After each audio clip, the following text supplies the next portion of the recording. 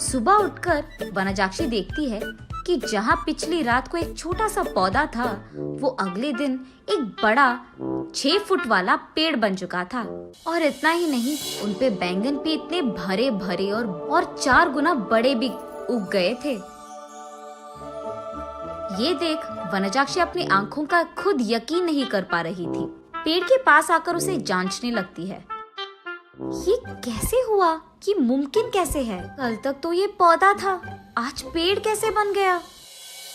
वो ऐसे सोच में पड़ गई थी कि इतने में उसकी बेटी वसुंधरा वहां आकर उस पेड़ को देख ऐसे ही चौंक जाती है। कुछ देर बाद वो हार मानकर कुछ बैंगन को लेकर उनका भरता बनाती है। बस वो भरता स्वादिष्ट था। उस स्वाद पे फिदा होकर माँ बेटी दोनों बचे कुछ बैंगनों को उनके आजू बाजू पड़ोसी लोगों में बांट देते हैं। अगले दिन उस बैंगन के स्वाद पे फिदा होकर बार बार वनजाक्षी के घर आकर उनसे बैंगन पूछते हैं। और इतना ही नहीं, जितने बैंगन को कल वो पेड़ से तोड़े थे, उतने ही बैंगन अगले दिन वापस उग गए थे। ये देख माँ बेटी दोनों आश्चर्यचकित हो जाते हैं। तब दोनों फैसला करते हैं कि इन बैंगनों को मुफ्त में नहीं देना है। ये कहकर बेचते हैं कि ये जादुई पेड़ है और इसके बैंगन बहुत स्वादिष्ट हैं। ऐसे वो बैंगन दुगने रेट में बिक जाते हैं। कुछ ही दिनों में इन स्वादिष्ट बैंगनों के बारे में और वो बड़ा सा बैंगन के पेड़ के बारे में इधर उधर बात फैलकर आजू बाजू पड़ोसी शहर तक पहुंच जाता है। इसलिए हर रोज सुबह शुरू होते ही पेड़ में भर के बैंगन उगते थे और उनके लिए लोगों की लाइन लग जाती थी सुबह सुबह, और वो भी वनजाक्षी के घर के बाहर। वनजाक्षी का पैसों का डिब्बा हर रोज पैसों से भर जाता था और ये बहुत साधारण सी चीज होती थी। कुछ ही दिनों में वनजाक्षी का नाम बैंगन से जुड़ गया और सब उसे बैंगन बेचने वाली वनजाक्षी करके बुलाने लग गए। और इतना ही नहीं, वो बहुत कम समय में उस सारे गांव में सबसे अमीर बन जाती है।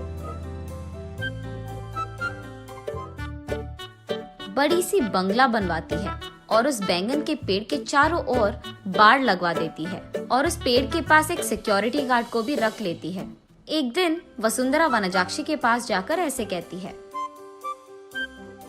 माँ, रातों रात एक छोटा सा पौधा इतना बड़ा पेड़ कैसे बन गया?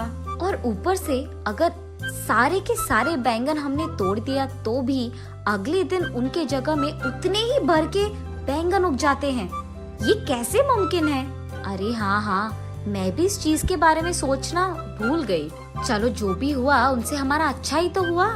अब तो मुझे तुम्हारी शादी की भी कोई फिक्र नहीं है बेटा, ऐसे कहती है।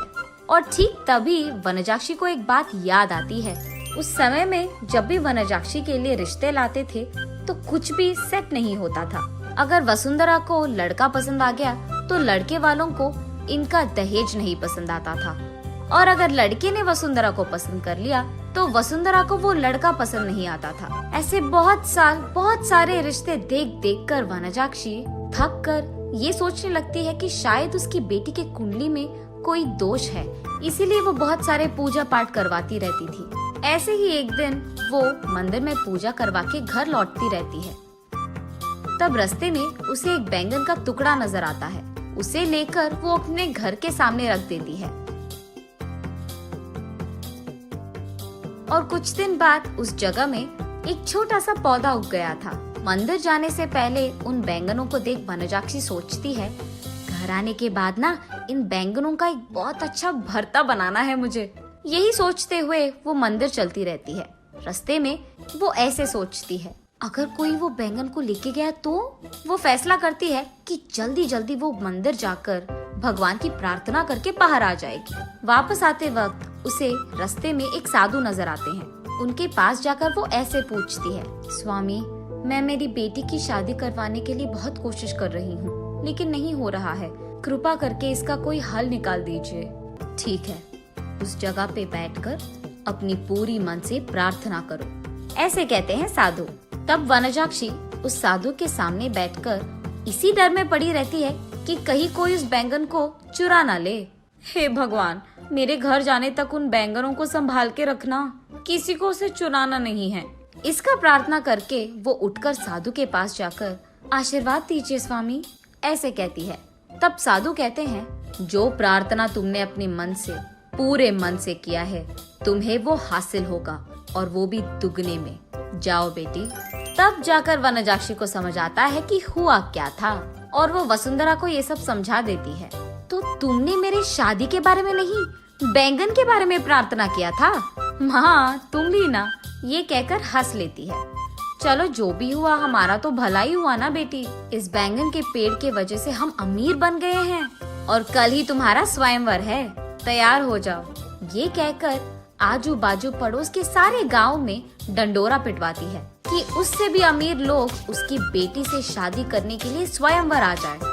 तब तक बैंगन बेचने वाली वनजाक्षी तो बहुत प्रसिद्ध थी, और उस घर के जादुई बैंगन का पेड़ भी।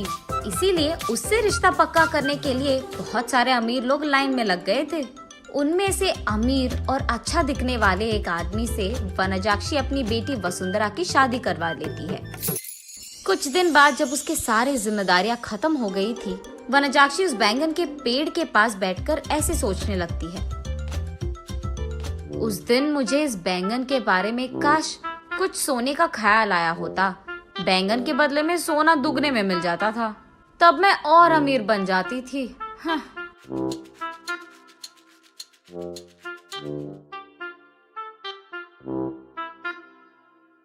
अगले दिन सुबह उठ के देखने पर उस बड़े बैंगन के पेड़ के जगह में वही पुराना वाला छोटा सा पौधा था जो वनजाक्षी ने वहां लगाया था।